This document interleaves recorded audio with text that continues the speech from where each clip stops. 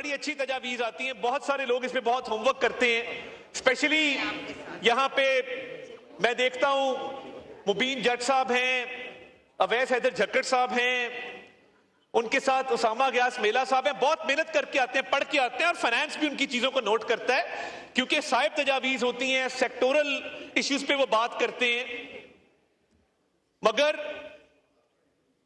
اس budget کے حوالے سے میں چاہوں گا کہ جہاں پہ سیاسی بات کرنا اپوزیشن کا حق ہے، وہیں پر اس بجٹ کو لے کر جو مثبت اقدامات کیے گئے ہیں ان کی تعریف ضرور ہونی چاہیے۔ اور ابھی تنخواہ دار طبقے کی بات ہو رہی تھی جناب اسپیکر، تنخواہ دار طبقے کو جو خاطر خواہ ریلیف دیا گیا ہے وہ تمام تنخواہ دار لوگوں کے لیے ہے جن کی ماہانہ تنخواہ کہ جی آپ نے لاکھوں روپے تنخواہوں والوں کو ریلیف دیا ہے۔ میں ان کو بتانا چاہتا ہوں کہ 50,000 تک تنخواہ لینے والوں پر کوئی ٹیکس نہیں، جس کی تنخواہ 50,000 سے 1 لاکھ روپیہ ہے اس پہ 1% ٹیکس ہے، اور 6 لاکھ سے اوپر آپ نے دیکھ ہی لیا کہ جو پروفیشنلز کی تنخواہ دار لوگوں کی ڈیمانڈ تھی اس کو پورا کیا گیا ہے۔ جناب اسپیکر، میں آپ کی توجہ دلوانا چاہتا ہوں کہ ایسا دور آیا تھا کہ جب سیاسی لیڈر جو ان کی جماعت کے سربراہ ہیں ان کے بیانات آن ریکارڈ موجود ہیں کہ پاکستان ڈیفالٹ ہونے جا رہا ہے، یہ 1 مہینے کی بات ہے، یہ 2 مہینے کی بات ہے، یہ ڈیفالٹ آج ہوا کل ہوا، اور پاکستان میں کوئی انویسٹمنٹ نہ کرے، پاکستان میں اکنامک ایکٹیویٹی ختم ہونے لگی ہے، اور شرطیں لگی ہوئی تھیں۔ یہ شرطیں لگا رہے تھے ملک کے ڈیفالٹ ہونے پر، مگر اس رب ذوالجلال کو کچھ اور منظور تھا۔ ایسے وقت میں جب ملک کی معیشت کو کوئی ہاتھ لگانے کو تیار نہیں تھا، مسلم لیگ نون کے وزیر اعظم شہباز شریف صاحب نے ہمت باندھی اور حوصلہ پکڑا، اور مجھے یاد ہے بہت سارے ہمارے کئی افسران وہ چھٹی لے کر چلے گئے تھے کہ پتہ نہیں کیا بنتا ہے۔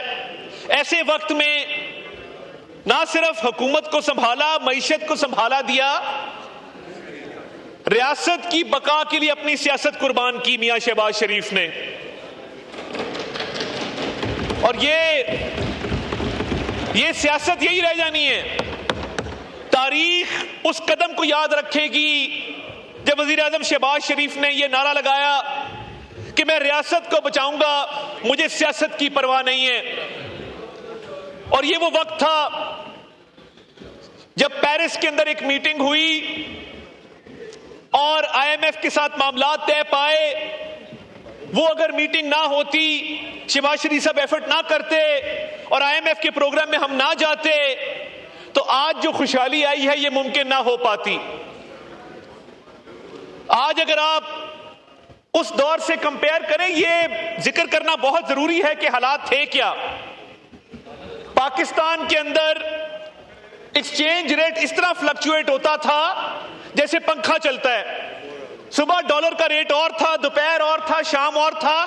ذرا کاروباری طبقے کو پوچھئے جناب والا کہ وہ ایلسیاں نہیں کھلتی تھی ان کی، ایکسپورٹرز کا مال پورٹ پر پڑا ہوتا تھا، وہ ایکسپورٹ نہیں ہو سکتا تھا، ایکسچینج ریٹ کی فلکچویشن تھی، مہنگائی 38% کے اوپر تھی، انٹرسٹ ریٹ 22% کے اوپر تھا، کاروباری طبقہ پس کے رہ گیا تھا۔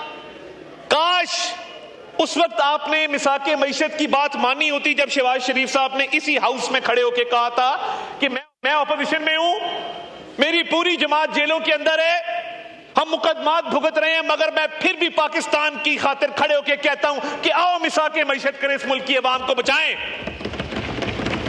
آپ نے اس وقت اس کشتی میں بیٹھنے سے انکار کیا۔ آپ نے کہا نہیں، میں یہ بھی آپ کو یاد دلانا چاہتا ہوں، ہماری یادداشت بہت چھوٹی ہے، ہم آج کی بات کرتے ہیں، کل کی بات نہیں کرتے، مگر میں کچھ چیزیں آپ کو یاد دلانا چاہتا ہوں۔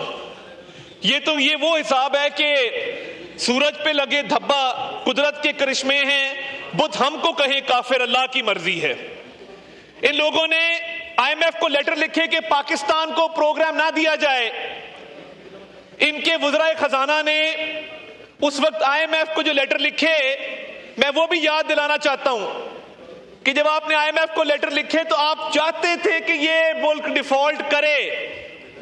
میں آج اللہ تعالیٰ کے 99 ناموں کے نیچے یہ کہنا چاہتا ہوں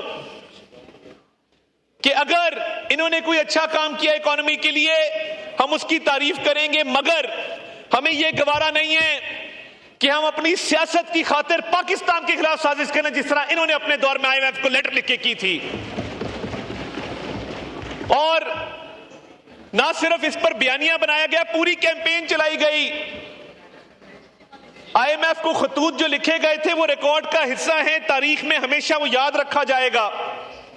ایک طرف وزیر اعظم شہباز شریف پیرس میں میٹنگ کر کے معاملات کو جوڑ رہے تھے اور یہاں سے خط لکھے جا رہے تھے کہ پاکستان کو بیل آؤٹ نہ ملے۔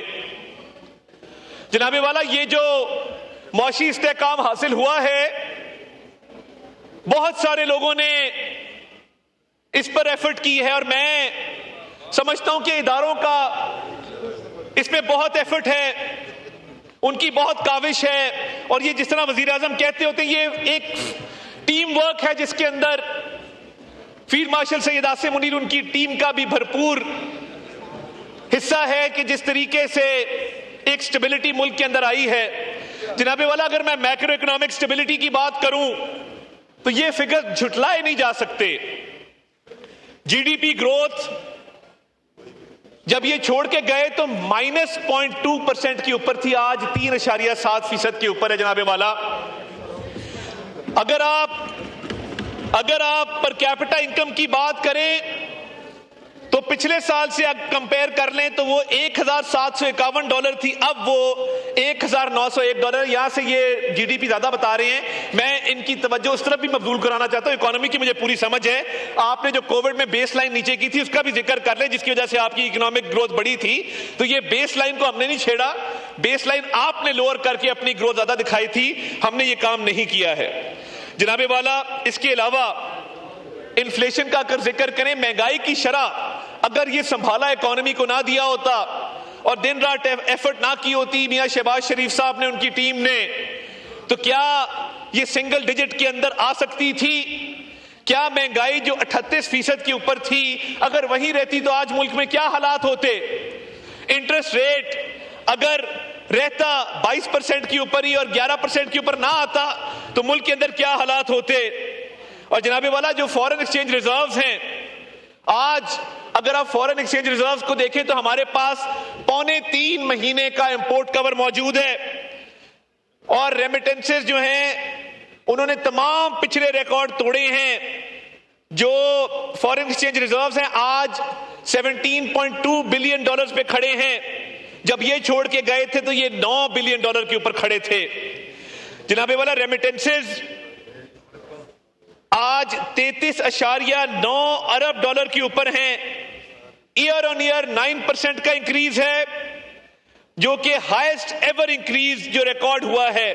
آج آپ اپنی آئی ٹی ایکسپورٹس کو دیکھ لیں، $3.8 بلین کی آئی ٹی ایکسپورٹس ہے، جس میں فری لانسرز کا $995 ملین کی کنٹریبیوشن ہے۔ آپ لارج اسکیل مینوفیکچرنگ کو دیکھ لیں، آپ کا فزیکل ڈیفیسٹ جو ہائیسٹ تھا 2022 میں 8% کے اوپر، it is now 0.7% of G D پی۔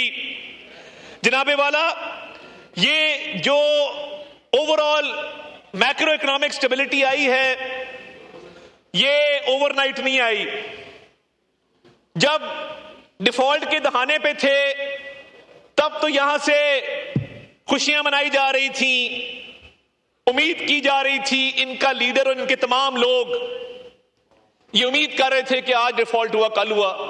اب جب میکرو اکنامک سٹیبلٹی آئی ہے، کم از کم اس چیز کو تسلیم تو کریں کہ اکانومی سٹیبل ہے, دنیا اس بات کی معترف ہے. آج اگر ہمارا فیڈرل بورڈ آف ریونیو پہ میں ضرور بات کرنا چاہوں گا. شہباز شریف صاحب نے پہلی چیز جو اپنے ہوم گرون ایجنڈے پر لے کر آئے وہ فیڈرل بورڈ آف ریونیو کے ریفارمز تھے, اسٹرکچرل ریفارمز تھے.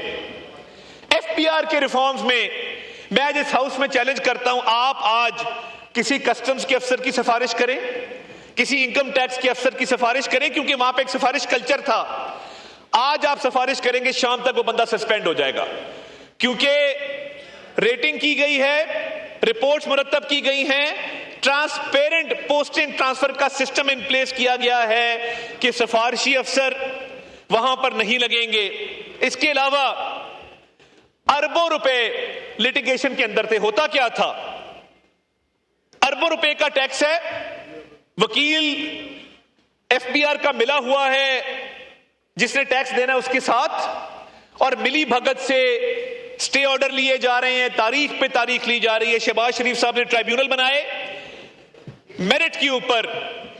ٹرائیبیونلز کے چیئرمین, میں خود وکیل ہوں, میں اس بات کو سمجھتا ہوں کلوژن ہوتی ہے. ہمارے ہاں بھی بلیک شیپ ہیں, ہمارا پیشہ اس میں بھی لوگ موجود ہیں, اچھے برے لوگ ہر جگہ ہوتے ہیں, اس میں مائنڈ کرنے والی بات نہیں. اب ہمارے بہت سینئر ہیں پیشے کے لحاظ سے, میں اس لیے ریکویسٹ کروں گا کہ یہ کوئی ایسی بات نہیں ہے. ایف بی آر کے وکیل ملے ہوتے تھے, بالکل ملے ہوتے تھے ایف بی آر کے وکیل. میں آپ کو چیلنج کرتا ہوں, آپ آ جائیں میرے سے فیکٹ پہ بات کر لیں.